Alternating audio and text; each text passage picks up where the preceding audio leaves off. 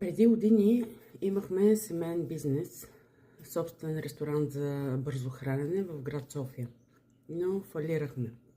От тогава работя за различни работодатели, фирми, работила съм в хотели, работила съм в заведения, в магазини и сега се намирам в Германия. Но през всичко това време винаги търсех начин да се върна обратно към собствения бизнес. И не защото това, че сме фалирали, е оставило, нали, някакво негативно усещане в мене, а именно обратното.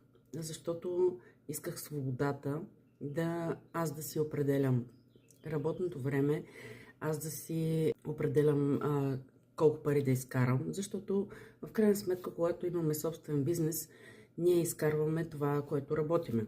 Докато сме на работа, имаме заплата определена и каквото и да работиме, както и да работиме, взимаме точно толкова, колкото ни е определено по трудов договор. И мисълта ми е, че аз през всичките тези години съм търсила варианти, с които да започна да се върна обратно към собствения бизнес. Това от една страна. От друга страна, още от дете виждах света по различен начин. Обичах да разговарям с хората и винаги съм споделяла своето мнение, своя начин на разбиране. Хората са ме търсили за съвети, за помощ, когато са искали да преодолеят някаква трудност в живота си. И от тази страна пък много исках да се занимавам с психология, да се развивам. През последните години даже се замислях за коуч да уча, но някои от нещата, които исках да правя, просто не успях да ги направя.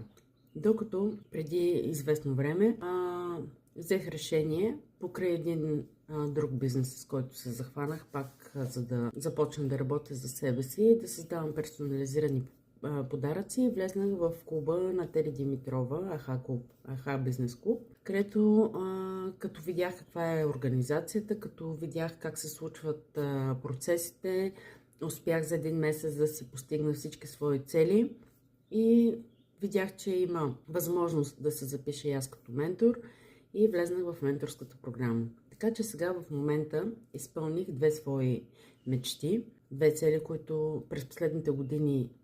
които през последните години съм се стремяла и работя за себе си и работя с хора, нещото, което винаги много ми е харесвало. И отделно от това аз продължавам да се развивам, защото през всичките тези години, от 20 годишна възраст насам до сега, аз съм